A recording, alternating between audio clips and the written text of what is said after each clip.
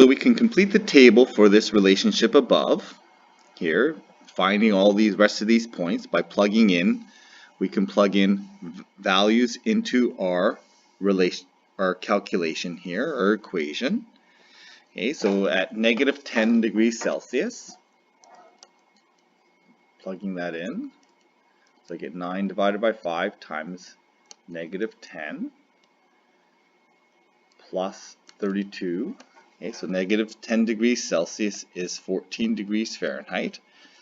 5, I'm going to just kind of skip this one here. So 5 degrees Celsius is going to be 9 divided by 5 times 5 plus 32 gives us 41 degrees Fahrenheit. Okay, and 25 degrees is going to give us, so what is that here? So we have 25 times 9 divided by 5 plus 32 gives us 77 degrees Fahrenheit. So 25 degrees outside is 77 degrees Fahrenheit. Okay, so what about this one here? When y is 20, we're trying to find out x. So how do I find that? Well, I can kind of estimate that. Going back to my graph here, it looks like it's right about there.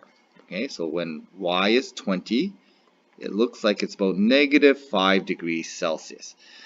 So how can we do this without, how can we use the equation to do this? Well, here's my equation.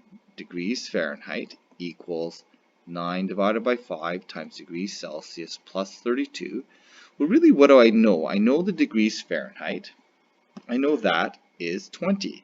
So what I'm going to do is replace it in the equation. I'm going to replace the 20 in that equation. And what am I trying to find out? I'm trying to find out the degrees Celsius. Well, I can undo this function, or I can undo this calculation to work that out. So I'm going to undo the plus 32, and it is an equation, so I just need to keep it balanced. So I end up with negative 12 is equal to 9 over 5 times degrees Celsius. And solving for degrees Celsius, I'm going to get rid of the divide with a times 5. I'm going to get rid of the times 9 with the divide 9. And working that out, I end up with negative 6.6 repeating. Okay, so I'm going to round that to 6.6 degrees Celsius. Okay, so I'm going to write that in, negative 6.67 degrees Celsius. And that is about what I see right there. Okay, negative 6.67 degrees Celsius. Okay, and again, it's consistent because it's along the x-axis there. Lastly, when we compare the ratio of change of the dependent to the independent variable, okay, I want you to notice something that when I do this, so here I get plus 36, here I get plus 20.